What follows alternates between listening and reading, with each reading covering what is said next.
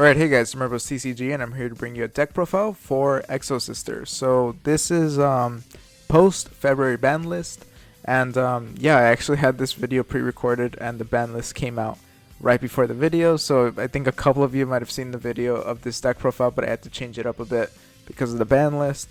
But yeah, so I'm bringing you guys this video.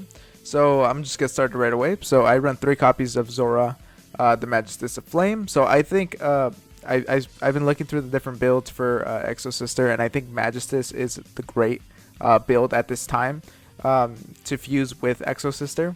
As with this Magistess monster, it lets you so you can target one Magistess monster you control, equip it with one Magistess monster from the extra deck, and then if this card becomes equipped with a Magistess monster card, you can special summon one level 4 spellcaster from your hand or grave in defense position. So it just lets you special summon out one of these Exosisters, and then from there you can exceed and go into whatever Exosister you need. So it's pretty great. Or you can go into a synchro monster, which we'll cover later. So here I run a Gigabyte, Ranru, Nefarious, and Inari. So these are pretty much the same. The main thing is that if you control a spellcaster, they can special summon themselves, and yeah, from there it just allows you to do some exceed. It makes it easier to exceed from here. And now for actual Exosisters, I run 3 copies of Exosister Elise. So Exosister Elise is an Exosister that lets it can actually special summon itself if you control an Exosister monster. And then and then if you control Stella, you gain 800 life points. So that's great. And then all the Exosisters have the effect where if a card leaves any graveyard by your opponent, you can special summon one Exosister monster, exceed monster from your extra deck. So that's nice. It's a nice thing to try to remember, in case it actually happens where if a card leaves a graveyard by your opponent, you're actually able to utilize this, so that's nice. Elaine is probably the worst Exosister here, as she can only you can place one Exosister card from your hand to the bottom of the deck, and then you draw a card. So it's not that great, but I could even see, I've seen people started running to run more of her, which I can totally see if you want to just get more benefit through since she connects with Sophia, and Sophia is pretty great. But yeah, and then I run 3 copies of Exosister Stella. So Exosister Stella, during your main phase, you can special summon one Exosister monster from your hand. So it's similar to Zora. It just lets you special summon an Exosister, and that's great. And Sophia is the better version of Elaine, where she lets you, if you control another Exosister monster, you can just draw a card. And then if you have Elaine, you gain 800 life points. So she's great. And yeah, I could totally see you running more Elaines if you want, if just to utilize Sophia, since since you're able to special summon. If you want to special summon Sophia, you can just special summon Elaine. I'll show you through the other cards because it kind of sounds confusing right now, but yeah, if you want to utilize Sophia more, you can run 2 or 3 copies of Elaine if you really want to do that. But I settled that one. 3 Ash and 3 Effect Veiler. Pretty solid. Just a way to interact with your opponent. You don't really need that many monsters to get yourself going here. So having this to just annoy your opponent is pretty nice, and it's extremely effective. And then Regeki, destroy your opponent's monsters. I think it's nice. A Monster Reborn, just because sometimes you can kind of get screwed over if they stop one of those summons, since a lot of these utilize having to have already a spellcaster on the field. So that's nice. And then Exosister Amento. You can pay 800 life points and target one Exosister monster you control. Special summon from your extra deck one Exosister monster with a different name from the cards you control by using that monster you control as material. And then you can only activate this card during your opponent's turn unless your opponent controls a monster special summon from the graveyard, which is super specific. So you're probably never gonna. Well, you're gonna be able to use it a few times. You just have to make sure to keep that in mind, because you can easily forget this. And with this deck, you just kind of have to remember, if your opponent does things in their graveyard, just keep that in mind, and it might be useful to you later. But yeah, Exosister Amento is great, as you're able to just exceed during your opponent's turn, which is pretty solid and definitely nice to have here. So here I have Called by the Grave, just one of them, because you don't want to deal with your opponent's things. Exosister Pax is pretty nice because during the main phase you can pay 800 life points and add an Exosister card from your deck to your hand. So this is any Exosister card, so you can search out any card using this, and if you If the Exosister monster whose name is specifically listed on the added monster is on your field or in your graveyard, you can special summon that monster. So remember that it's also in the graveyard, because sometimes I forget that it's just the that I think that it's just the field, but no, it's the field and grave. So it's essentially an e-tally for the archetype. So 3 copies I think is really nice. So here we have Exosister Carpe de Bell, which is one that I've seen people not running as much. But I think this card is kind of underrated. So this card makes it where neither player can target Exosister monsters you control with the effects of monster special summons from the graveyard, which is super specific, so you're not going to be really able to utilize that unless you keep that in mind for the instances in which it does come handy. But yeah, the main thing about this is that if you exceed summon an Exosister monster, you can declare 1 card name for the rest of the turn, negate the activated effects and effects on the field of that card with that original name, even if this card leaves the field. And then when an attack is declared involving your Exosister monster, you can target 1 spell trap. So spell trap destruction is always nice to have, especially with now that there's going to be a lot of Mystic Mind and what's the Skill Drain?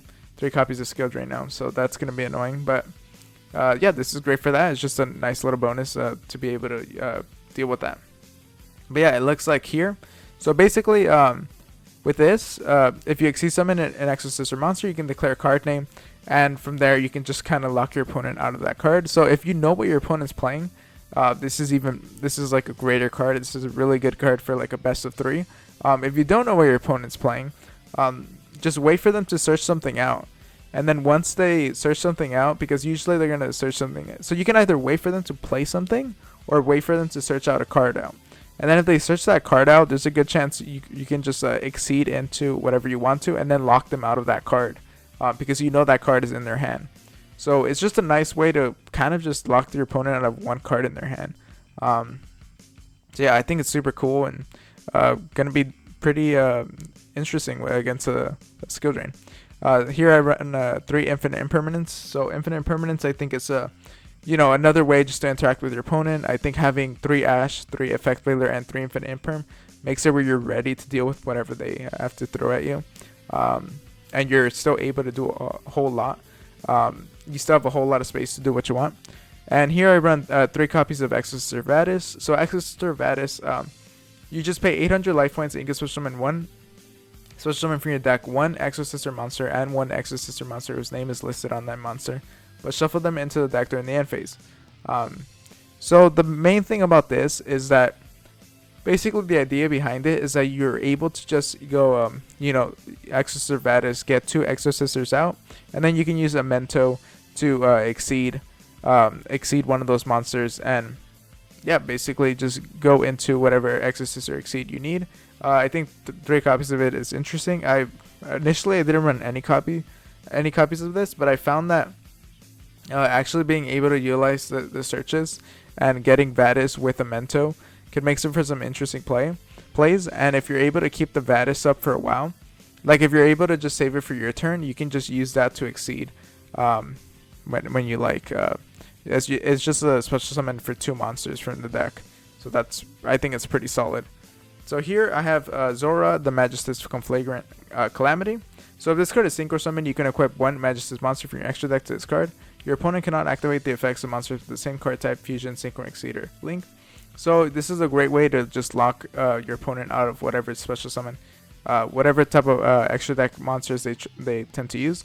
So from here you can use Magistus Dragon Vefrim to lock them out of Synchros, or you can use Magistus Goddess Ninaruru to lock them out of that. Or if you're going against a Link deck, Maiden Artemis is pretty great. Yeah, and then let's see. Let's go to the next one. So here we have Dragon Vafram. So this card is pretty interesting because when it's equipped, it makes it makes the equipped monster where it can't be destroyed by your opponent's spells or traps. So which is nice. It makes this even better.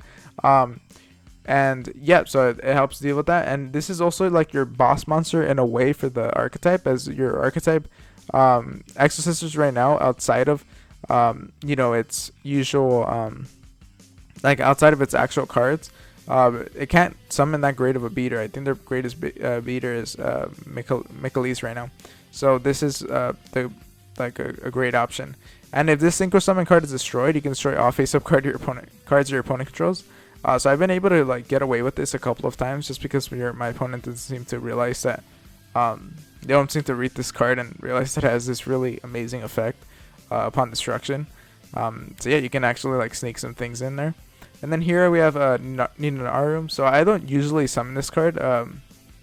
You know, while it's equipped, the equipped monster can make 2 attacks on monsters during each battle phase. So that's pretty nice if you put it onto this guy.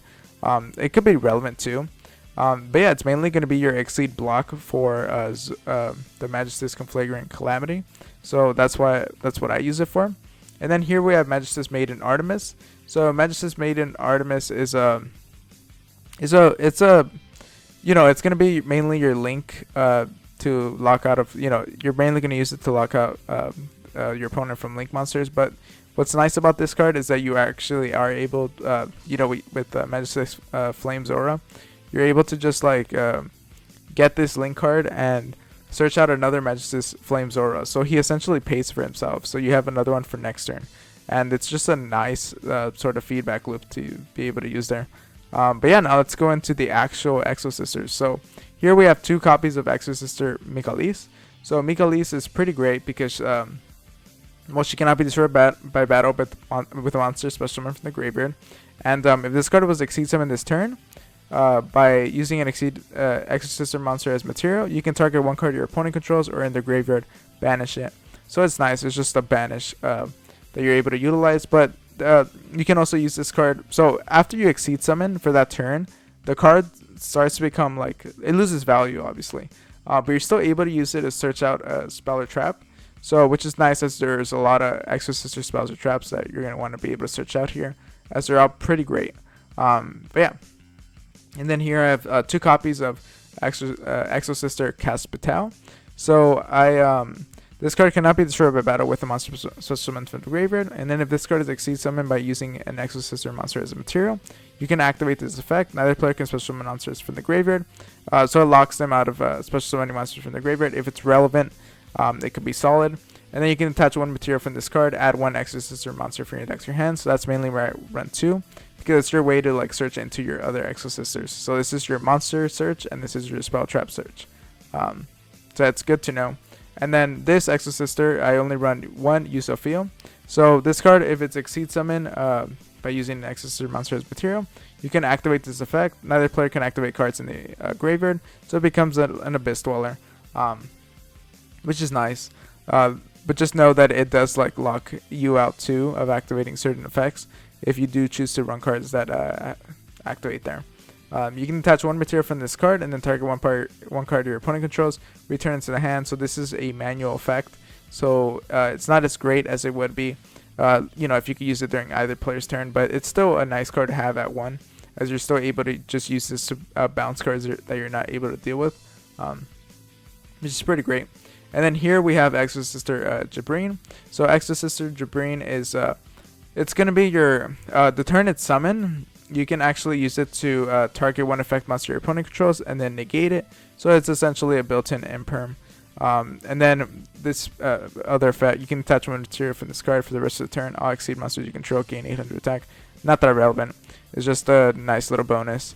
And now we can go into the miscellaneous cards that are part of here. So this is Baguska, which is a pretty good, it's just a good rank 4 to go into. It's going to be annoying for your opponent, and it comes in handy a lot. Zeus, you're obviously playing an Exceeds deck, so you're for sure going to be able to at least hit them once with this.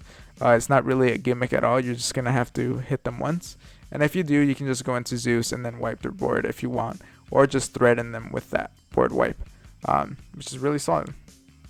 And then here, so what's it called? Exosister actually has a, this is their boss monster that they haven't gotten yet in the TCG.